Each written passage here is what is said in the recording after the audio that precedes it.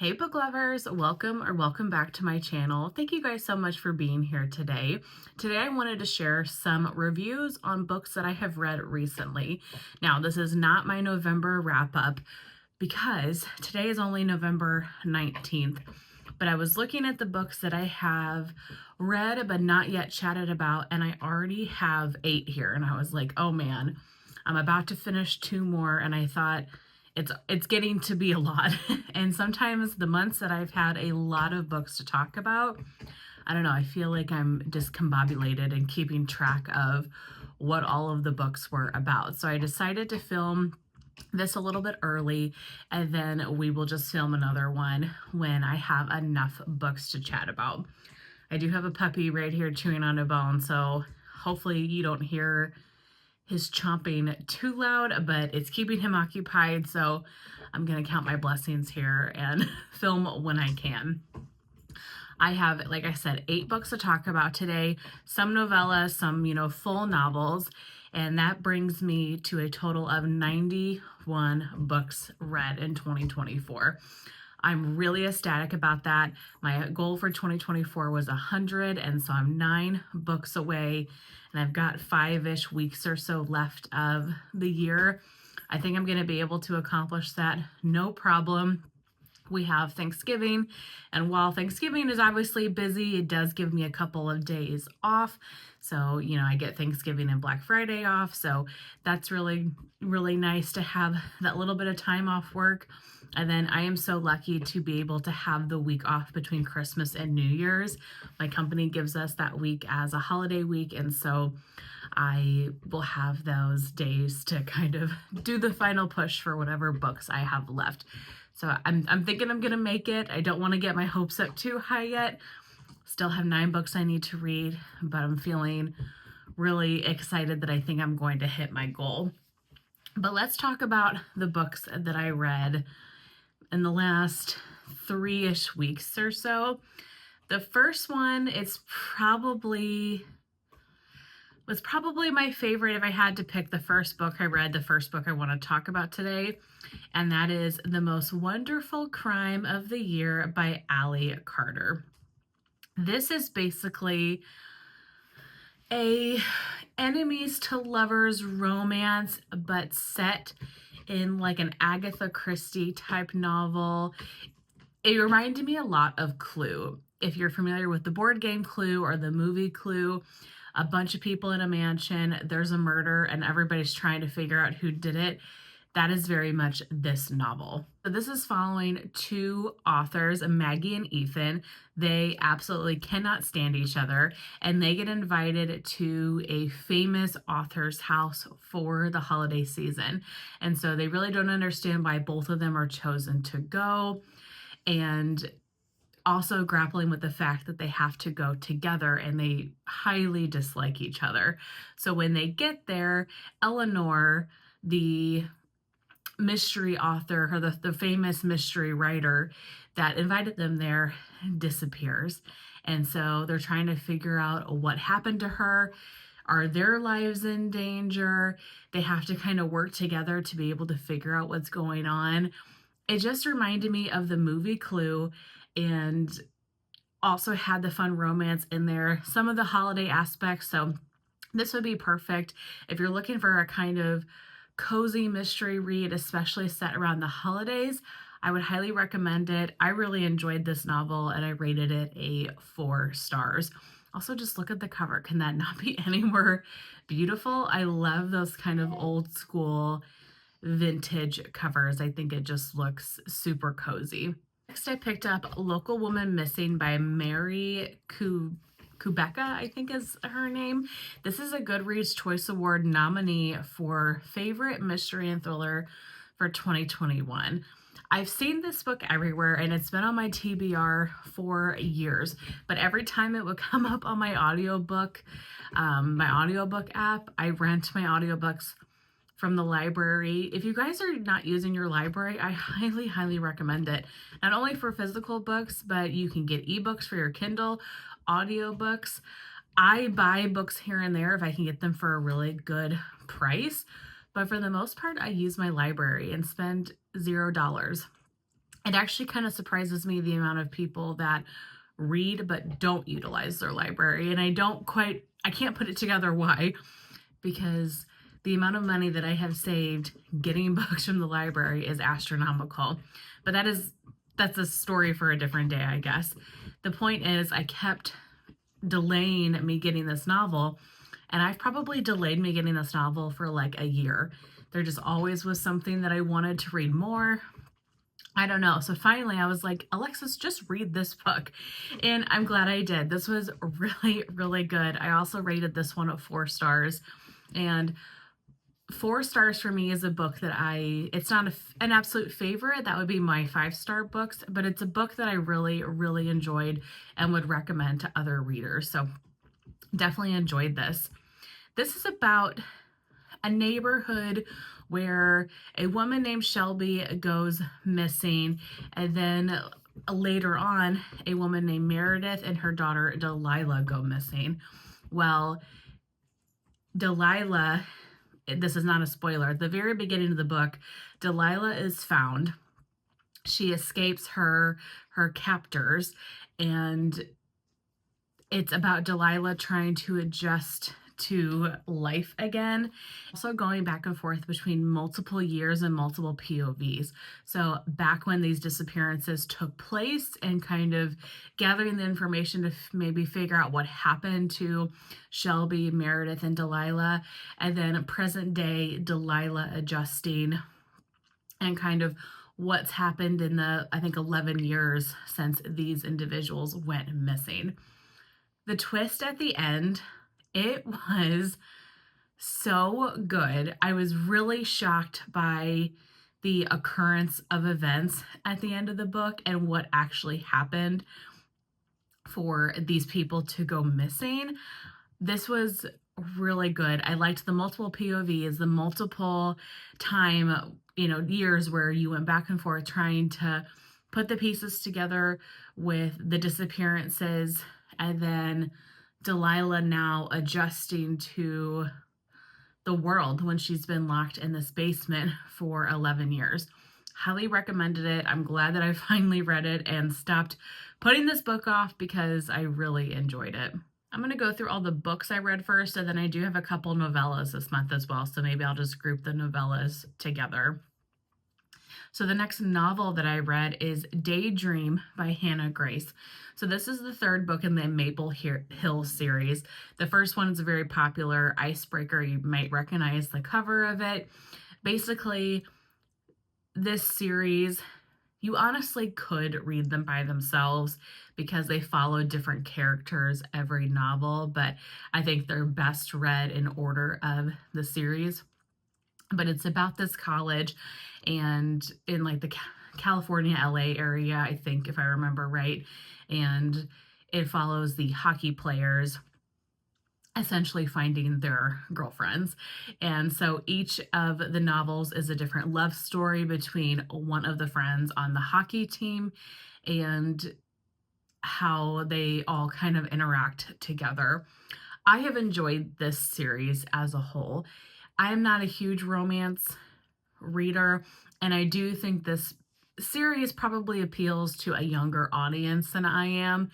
I'm long past my college days, so I'm a little bit over this series in particular. They're cute. I think they're well written. This one in particular deals with a lot of the female character has definitely eldest child syndrome. She is the one that is constantly responsible for everybody in her family and kind of dealing with the pressures and expectations of being perfect and doing everything right. And then the main character, the male main character, Henry, he's definitely more ADHD, kind of procrastinates, has a hard time learning in some of his classes. And so it definitely kind of highlights on some issues and feelings that maybe a lot of us can relate to in some ways. And so I did really like that part of this book, but it was just okay. I'm just kind of over the hockey romances. They're not my favorite thing ever. But sometimes when I start a series, I have a really hard time not finishing it. And so this was an instance where I've enjoyed the books enough. I wanted to finish it. I gave it a 3 stars. If you're into romance and yeah, I would say that's about it. If you're into romance, maybe check it out. Okay, and then the last novel I read over the last few weeks is the first in the Zodiac Academy. So the first one is called The Awakening. I have seen the Zodiac Academy series all over my YouTube, my TikTok, everywhere. And I've heard it's not the most well-written book, but everything I've heard from people has talked about just how much they absolutely loved it. One of my friends was reading it. She really enjoyed it. And so they just released a graphic audiobook on the first one at my library. So that was brand new. And so when I saw it, I was like, oh my gosh, here's my opportunity. So I checked out the audiobook. The graphic audiobook has a lot of it's like a movie's playing in your head. It has a lot of background noise of, you're in a restaurant, you hear forks on a plate, it has a lot of the realistic life noises. So that was really interesting. I did enjoy that part of it. I felt like it was a movie. And I listened to this. This was a pretty long audiobook, 12 or 14 hours, I think. And I listened to it in 2 days. So I definitely was entertained by the graphic audio. So what is this about? This is about 2 twins in the human world that are trying to get by. Then this man comes one day and says, actually, no, you're supposed to be part of this world. You're a fae. And you're supposed to go to this Zodiac Academy to harness your powers. Zodiac Academy is focused on air, fire, water, and earth, and everybody fits into 2 of those categories. So when they get to this Zodiac Academy, they are figuring out how to harness their powers. A lot of people are picking on them. They're getting into fights. This was, I don't even know how to describe this. This book should have come with probably some trigger warnings. So I'm going to give you the trigger warnings now because there's a lot of things in here that I was kind of shocked that those things were happening. There is non-consensual sex. There is a lot of just bullying and physical violence. The teachers definitely have inappropriate relationships with students and say very inappropriate things. It was all in all entertaining, but it was not for me.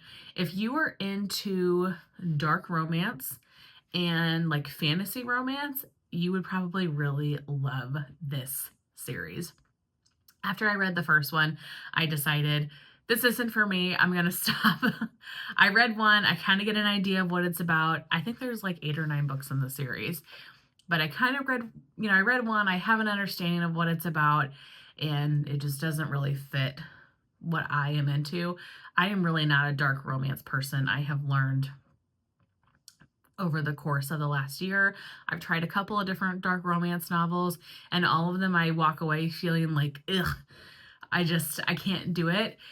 But I know a lot of people love them, and I think this one definitely fits into that category. So maybe this is that book for you. If you like fantasy and you like dark romance, I would definitely check it out, but you have to be into the dark stuff to, I think, enjoy the Zodiac Academy.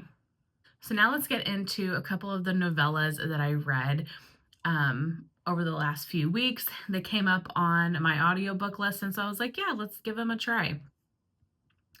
So the first one, and I'm going to butcher this author's last name, so I'm not going to say it, but all of the books that I have read are listed in the description box.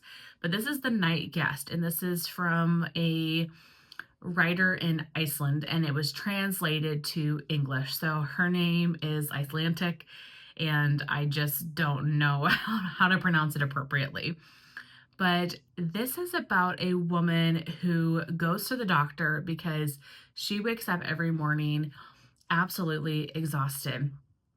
Her body aches, she has bruises all over, and she cannot figure out what's going on. She's thinking cancer, all of these wild things, and the doctors also can't figure out what's happening. Well, she ends up getting like not a Fitbit, but like a tracker, a step tracker. And turns out she had walked like 40,000 steps in a night. So, what is happening during the night? Where is she going? What is she doing?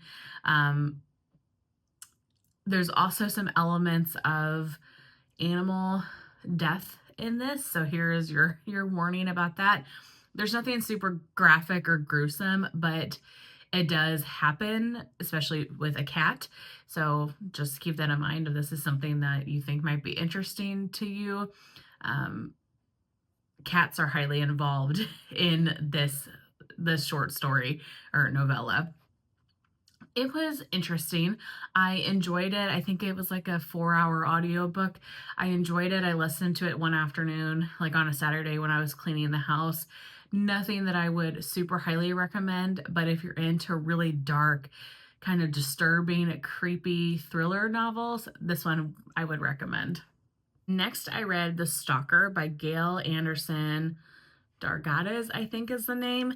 This is about this like kayaking group that goes out and basically they are being stalked. They're all getting phone calls from somebody saying, don't go out to this island, turn around, I know where you are, and nobody heeds their advice. So when you figure out who the stalker is and what's actually happening, I did not like this this novella at all. I gave it a 2 stars because I felt like it was a really weak ending, and I was looking for something more. I really liked the idea of being out on a kayaking trip. You're in the middle of the water, you're in the woods, and knowing that somebody's watching you, but not knowing who it is or where they're coming from. And then the ending was just a real disappointment to me. So not something I super recommend. I guess if you're looking for a super quick afternoon read, but I gave it a 2 stars. Not my favorite of the bunch. Then I read Everybody is a Liar by Liv Constantine, and I think this is an audiobook exclusive. I don't think that this is available in like physical copy. Liv Constantine is the author that wrote the Next Mrs. Parrish and the Last Mrs. Parrish, so I was really excited to see this from her because I really enjoy her other novels. So this is about a woman named Julie. She suspects her husband of cheating, and so she ends up catching him cheating, and they go to therapy to try to work out their problems. Now, the therapist is also seeing another patient separate from Julie and her husband Oliver that she has grown increasingly worried about and is kind of neurotic and maybe kind of playing the therapist a little bit. Then a murder happens, and the therapist is trying to put together the pieces between this person that she is the therapist to one of her patients, between Julie and her husband Oliver, the couple that is coming in to work on their marriage. This was really good. I really liked the ending of it. I liked the twist. This was a super fun short audiobook. It was hours, 23 minutes. Definitely kept me entertained. Was not expecting the twist. Liked this one a lot. I gave it a 3 stars. And then lastly, I have by Freida Mcfadden, The Widow's Husband's Secret Lie. So this is a novella by Freida Mcfadden, and if you have watched my videos before, you know that I really love her as an author. She's a very popular mystery thriller author. I think a lot of you probably have read her yourself, and she came out with this novella, and I had to read it. Just the title of it sounds hysterical.